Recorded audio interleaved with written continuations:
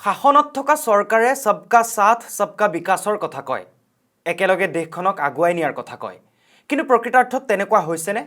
সংসদত ৰাহুল গান্ধীৰ চিন্তাকৰ্ষক ভাষণ কংগ্ৰেছৰ প্ৰাক্তন সভাপতি গৰাকীয়ে ক'লে বৰ্তমান সময়ত দুখন হিন্দুস্তানৰ জন্ম হৈছে এখন দৰিদ্ৰৰ হিন্দুস্তান আনখন ধনীৰ হিন্দুস্তান নমস্কাৰ মই নাজিৰ আহমেদ আপুনি চাই আছে খাটাং খবৰ ৰাষ্ট্ৰপতিৰ অভিভাষণৰ পাছতে আক্ৰমণ ৰাহুল গান্ধীৰ সংস্থাপন বিচাৰি উত্তৰ প্ৰদেশ আৰু বিহাৰত নিবনুৱাই কি পৰিস্থিতিৰ সৃষ্টি কৰিলে সেই প্ৰসংগ উল্লেখ কৰা নহল কিয় अभी दो स्पीकर्स ने बात की मगर आपने ये नहीं कहा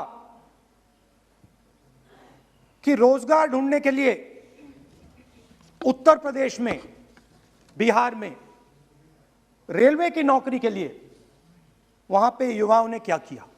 और क्या हुआ इसके बारे में आपने नहीं बोला মোদী চৰকাৰে সংস্থাপনৰ কথা কয় চাকৰিৰ কথা কয় কিন্তু 2021ত 3 কোটি লোকে চাকৰি হেৰুৱালে যোৱা 50 বছৰৰ ভিতৰত সৰ্বাধিক নিবনুৱা আজিৰ ভাৰতত আছে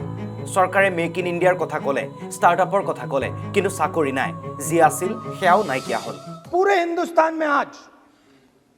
हिंदुस्तान का युवा रोजगार ढूंढ रहा है हर स्टेट में उत्तर प्रदेश बिहार सब जगह हिंदुस्तान का युवा एक ही चीज मांग रहा है रोजगार हमें दे दो और आपकी सरकार नहीं दे पा रही आपको मैं आंकड़ा देना चाहता हूं इस पिछले साल 3 करोड़ युवा रोजगार खोए हैं आप बात करते हो रोजगार देने की 2021 में 3 करोड़ युवा रोजगार खोए हैं 50 साल से सबसे ज्यादा बेरोजगारी आज हिंदुस्तान में है কেন্দ্ৰ চৰকাৰে যোৱা 7 বছৰত ক্ষুদ্ৰ আৰু মধ্যম উদ্যোগৰ ওপৰত ইটোৰ পাছত সিটো আক্ৰমণ কৰিছে সেই উদ্যোগসমূহৰ পৰা লাখ লাখ কোটি টকা কাঢ়ি ভাৰতৰ আৰবপতি ব্যৱসায়িক গতাই দিছে পৰিণতিত ভাৰতৰ 84% লোকৰ উপাৰ্জন কমিছে দৰিদ্ৰতাৰ দিশে অগ্ৰসৰ হৈছে তেওঁলোক এজন ব্যক্তিক ভাৰতৰ সকলো বিমানবন্দৰ শক্তি মাইনিং গ্ৰীণ এনাৰ্জি সমজি দিয়া হৈছে এফালে আদানী আনফালে আম্বানী नोटबंदी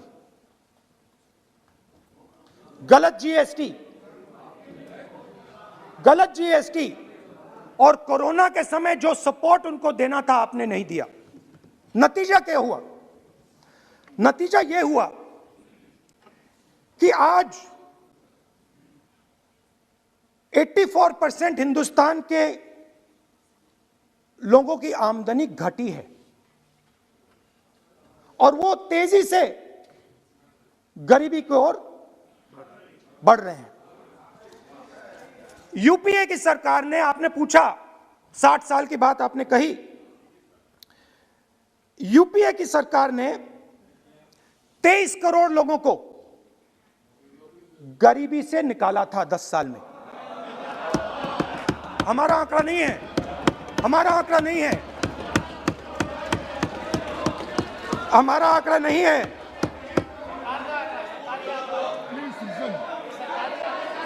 आप हंसिए हमारा आंकड़ा नहीं है यह सच्चा आंकड़ा है 27 करोड़ लोगों को हमने गरीबी से निकाला था और 23 करोड़ लोगों को आपने गरीबी में वापस डाल दिया एक व्यक्ति को नाम नहीं लूंगा एक व्यक्ति को हिंदुस्तान के सब पोर्ट्स ब्रांड हिंदुस्तान के सब पोर्ट्स हिंदुस्तान के सब airport power transmission mining green energy gas distribution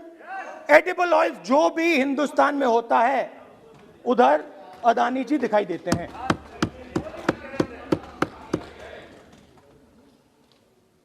और दूसरी side Ambani ji petrochemicals telecom retail e commerce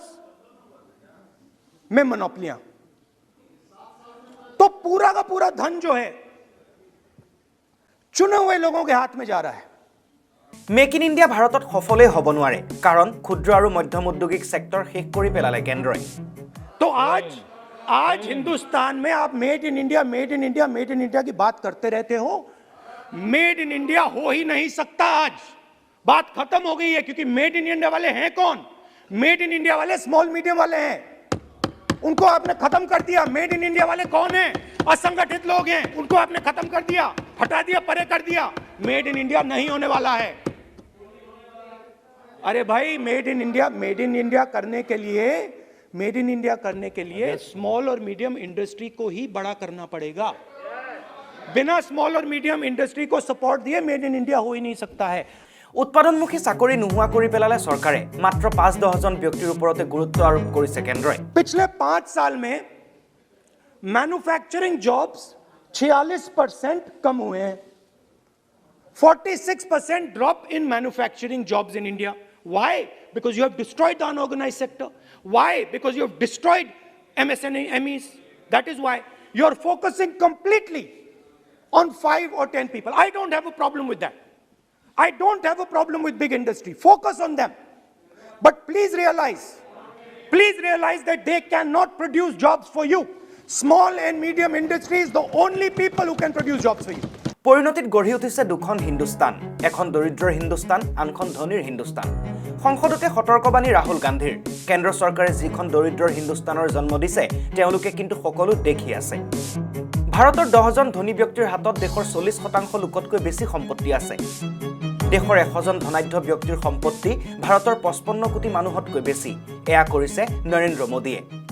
এবাৰ ভাবি চাওক বিমুদ্ৰাকৰণ জিএসটি কোভিডৰ পাছত আপোনাৰ চৌপাশত কি পৰিৱৰ্তন দেখিছে ধনীসকল অধিক ধনী দৰিদ্ৰসকল অধিক দৰিদ্ৰ হৈ গৈ আছে নে নাই যদি দেখিছে তেন্তে ৰাহুল গান্ধীৰ কথাই সত্য এতিয়া দুখন হিন্দুস্তান এখন দৰিদ্ৰৰ আনখন ধনীৰ